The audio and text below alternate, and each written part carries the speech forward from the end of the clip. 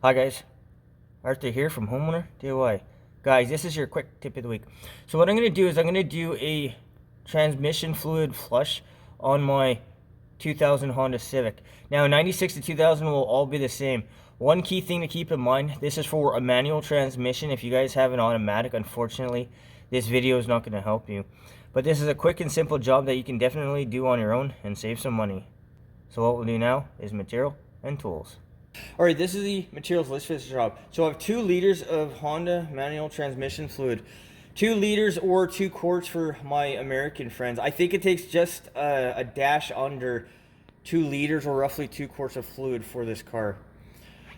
Degreaser, so this is Superclean degreaser, penetrating fluid, and then latex gloves. Guys, this is the materials list for this job. So what we'll do now is the tools list. Alright, this tools list for this job. So I have my socket set. A fluid pan. Make sure that you're not using the same pan for oil as you are for transmission and coolant, because when it comes to recycling, they don't want you mixing different fluids. Extension cord, a work light, a funnel for getting rid of the old fluid, a funnel for filling, and then an automotive jack. Guys, this is the tools list for this job, so let's change out this manual transmission fluid. Alright, first things first, before you even get started, make sure that the engine is cool.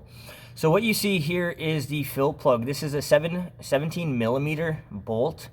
What I'm going to do is I'm going to hit it with a little bit of penetrating fluid and then give it about 10 minutes to set, and then I'll go ahead and crack this loose.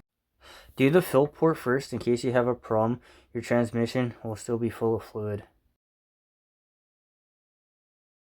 Alright, so that is our bolts.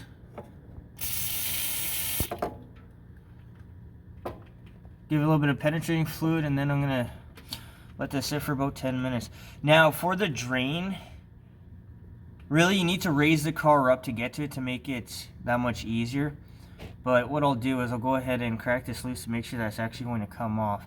Now, I've done this so many times, I have no reason not to think that it's not going to easily come off. But your situation may be a little bit different. Alright, so this is what I did. I took my 3/8 ratchet, I put a 14 millimeter and then an extension on the end of it just to make it a little bit easier. If you have open end, box end wrench, it'll do the same thing. But I've now cracked this loose so this can be removed.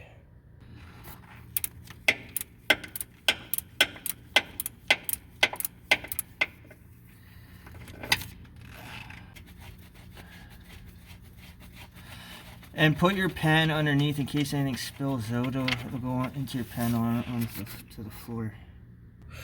Alright, I'm under the front jacking point behind the front passenger tire.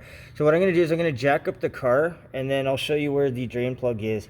The car is too low to the ground that I don't think you're going to be able to loosen off the drain plug without lifting it.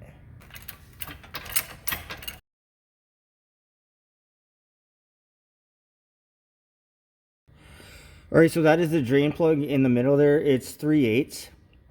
So what I'm going to do is I'm going to give it a shot of penetrating fluid.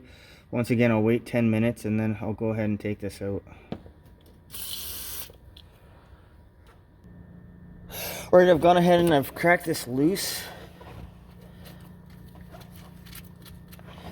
So make sure you got your pan underneath it. Now, because this side is raised up, there should be minimal, if any, fluid that comes out.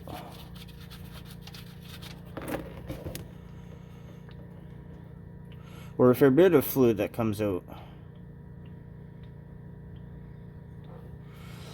So looking at the fluid, it doesn't look like it's in bad condition, but again, how many years has it been since this has been drained out? And then that's going to get any of the remaining fluid in the very bottom out of the transmission. Alright, so this is our fill port. This is our drain plug. This is 3/8. This is 17 millimeter. So I'm just going to take a little bit of degreaser and then wipe the end off, and then I'm going to do the same thing with the transmission.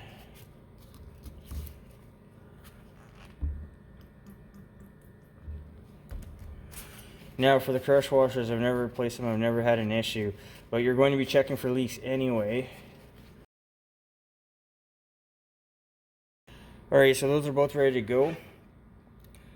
I'm going to let the transmission finish draining out, and then we'll put our drain plug back in. Alright, so I'm going to go ahead and wipe the fill port, just a mating surface. I'll put my degreaser on it. Okay, that should be fine. And I'll put the drain plug back in.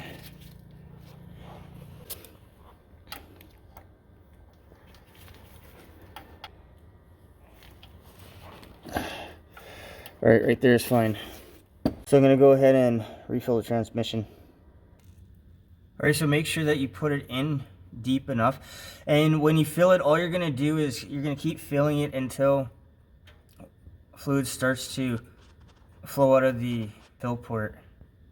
Alright, and then go ahead and just start refilling the transmission. For those of you that want to know the torque specs for the drain plug and the fill plug, for the drain plug it's 29 foot-pounds, and then for the fill plug it's 33 foot-pounds. Like I said, I almost torque nothing, lug nuts and maybe a couple other things, but virtually every mechanic I've ever talked to has said the exact same thing, that they don't torque anything. Remember, automotive repair is about speed. Alright, so we see the fluid dripping out, so the transmission is now full. Alright, retighten the 17mm once again. Just do hand tight and then give an extra quarter turn until it's snug.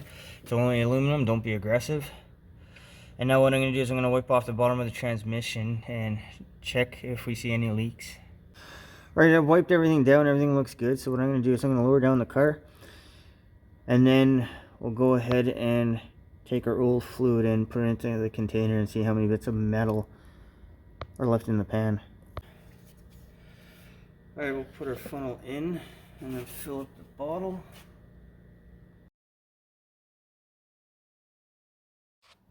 Remember to take your old fluid to an approved facility where they will properly recycle the fluid. We want to be environmentally responsible. Alright, so here is the bits of metal that are left in the pan.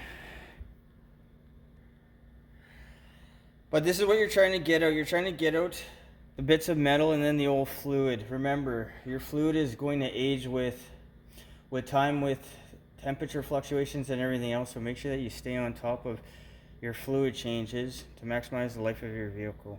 But guys, that is your quick tip of the week.